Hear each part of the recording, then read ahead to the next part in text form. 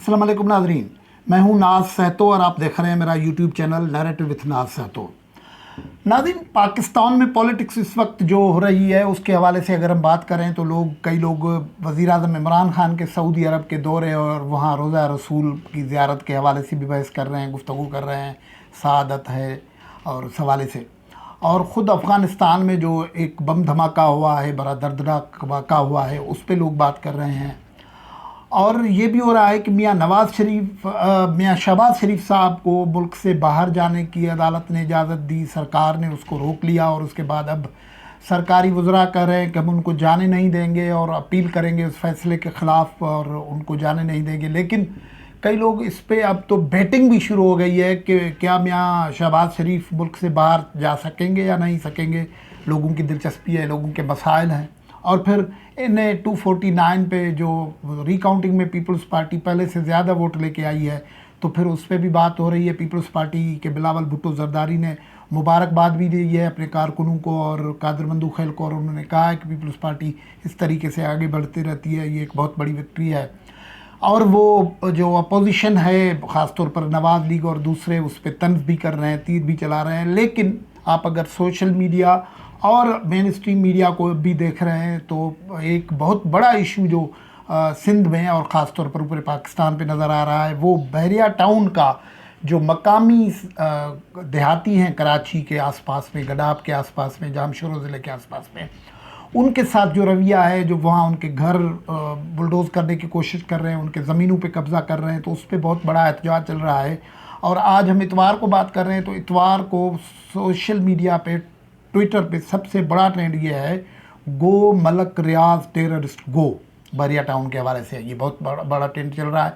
और सिंध में आज भी हत्ता के लॉकडाउन है और रमज़ानुल मुबारक है, और उसके बावजूद सिंध में कोई 20-25 से ज़्यादा शहरों में, जिसमें कराची और हैदराबाद भी शामिल है, बस के बड़े छोटे शहर कस्बे, उनमें ये जो बहरिया टाउन की इंतज़ामिया की तरफ से मकामी लोगों के गाँवों पे कब्ज़े करने और उनके ज़मीनों पे कब्ज़े करने के ख़िलाफ़ प्रोटेस्ट हो रहे हैं। पॉलिटिकल पार्टीज़ उन पे लगातार एहतजाज कर रही हैं।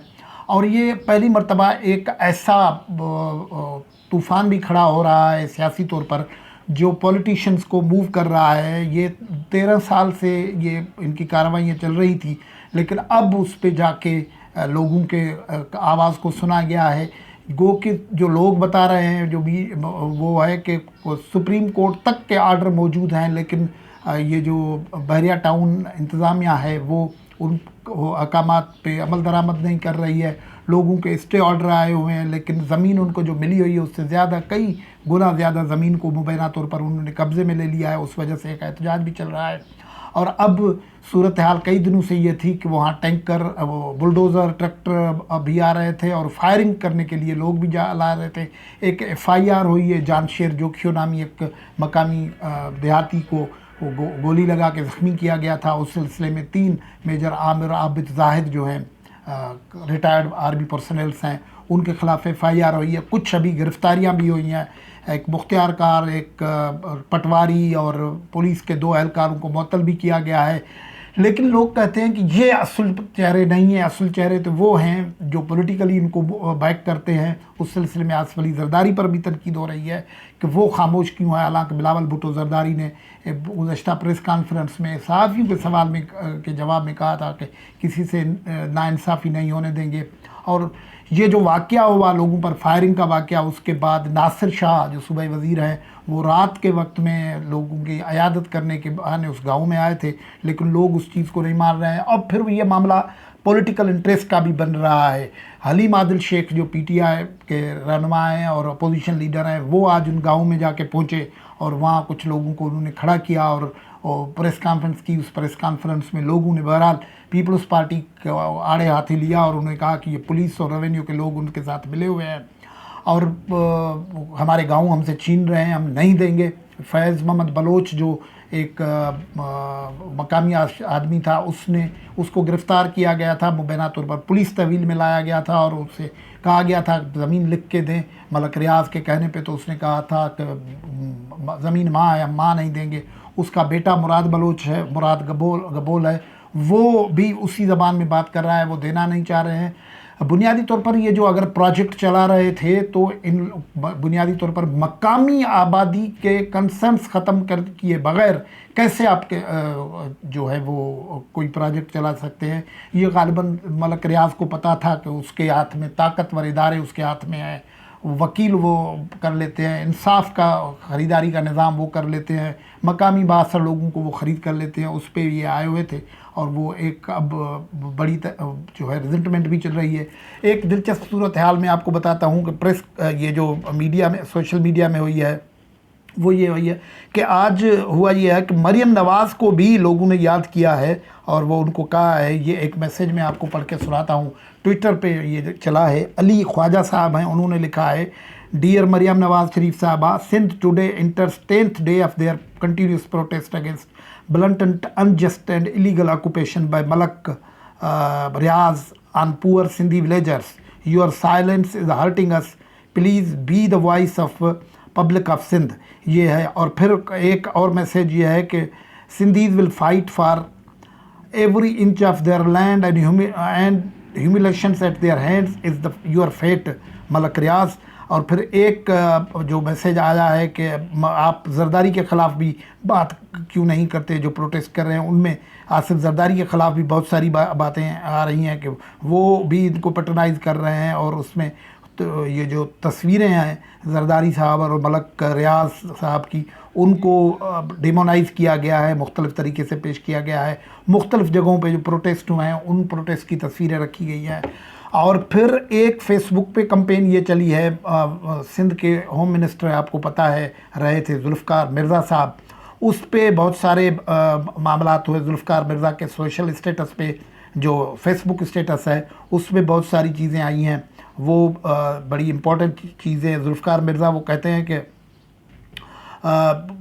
उनका कहना है कि आप लोग निकले और वो प्रोटेस्ट करें तो मैं उनके साथ हूँगा।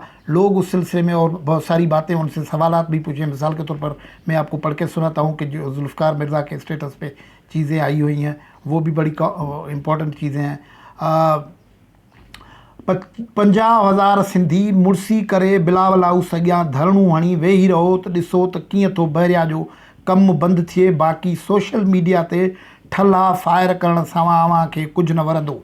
इसका सिंधी उर्दू में तर्जुमा होगा कि 50,000 सिंधी अगर हिम्मत करके बिलावल हाउस के आगे धरना दे के बैठ जाएं तो देखें कैसे नहीं बहरिया का काम बंद होता, बाकी सोशल मीडिया पे बैठ के ठल्ले मतलब खाली फायर करने से कुछ नहीं होगा। और एक और जो जुल्फ़िकार मिर्ज़ा अपने डिक्शन में बात करते हैं, उन्होंने भी स्टेटस रखा है, वो लिखा है, जिते था पादर खाओ पुछो था मिर्ज़ा किथे आए, वोट अवां मिर्ज़ा खे ॾिना हुआ, वोट ॾेई ज़रदारीअ खे मेणा ॾियो मिर्ज़ा खे, वायड़ा कंहिं जाइ जा। जहाँ आपको जूते लगते हैं वहाँ मिर्ज़ा के मतलब पूछते हो, वोट आपने मिर्ज़ा को दिए थे, वोट देते हो जरदारी को, फिर जो है शिकायत करते हो मिर्ज़ा के साथ। तुम एक पागल किस्म के लोग हो के किसी जगह के। ये सोशल मीडिया पे ये एक बहस चल रही है और वहाँ लोगों ने बड़े दिलचस्प कमेंट किए हैं। मिसाल के तौर पर इसी स्टेटस पे जो है वो कोई 552 से ज़्यादा जवाबी कमेंट आए हैं और उसमें एक आदमी ने लिखा है, डॉक्टर साहब very good suggestion, now Sindhi take action against Bahria town. एक ने लिखा है कि पहले आप लीड करें, आप भी तो घर से बैठ के फायर कर रहे हैं। एक ने कहा है कि आप सिंधी नहीं हैं, आपका कोई फ़र्ज़ नहीं है। फिर किसी ने कहा है कि absolutely right but looks difficult, ये भी लिखा है। और बहुत सारा एक डिस्कशन भी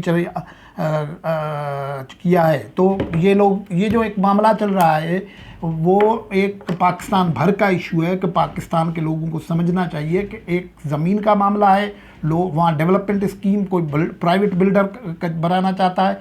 460 रुपये सुप्रीम कोर्ट, 460 अरब रुपए सुप्रीम कोर्ट ने कहे थे कि वो अदा किए जाएं और लोकल आदमियों के वेलफेयर पे खर्चे हुए हों, वो उस सिलसिले में कोई पता नहीं है पैसे कहाँ गए। उन्होंने पिटीशन दरख्वास्त की थी कि कोविड की वजह से पैसे हमें डिले करने दें, पेमेंट की इजाज़त दें डिले करने की पेमेंट की, लेकिन वो रद्द हुई थी। लेकिन अगर वो पैसे आए हैं तो कहाँ आए हैं? सिंध गवर्नमेंट कहती है हमें नहीं मिले हैं। कौन से इदारे को मिले हैं? लोगों को पैसे क्यों नहीं मिल रहे हैं? एक बहुत बड़ा इशू है जिसमें पॉलिटिकल मकासद के लिए, एक दूसरे को ख़ार ख़राब करने के लिए तो ये होता है, इस पर गोर शोर होता है, लेकिन लोगों, कम्युनिटी के लोग जो हैं, जो इंडिजिनियस लोग हैं, जो वहाँ रहने वाले लोग हैं, उनके भलाई के लिए कोई आवाज़ नहीं उठ रही है। हमें उम्मीद है कि ये जो इस मरतबा पहली मरतबा FIRs भी हुई हैं, कुछ गिरफ्तारियां भी हुई हैं इतने ताकतवर बिल्डर के ख़िलाफ़, और जो समझता था कि सब कुछ उसके जेब में है, तो ये सिंध के लोगों की आवाज़ पाकिस्तान भर में आवाज़ आएगी और इंसाफ के लिए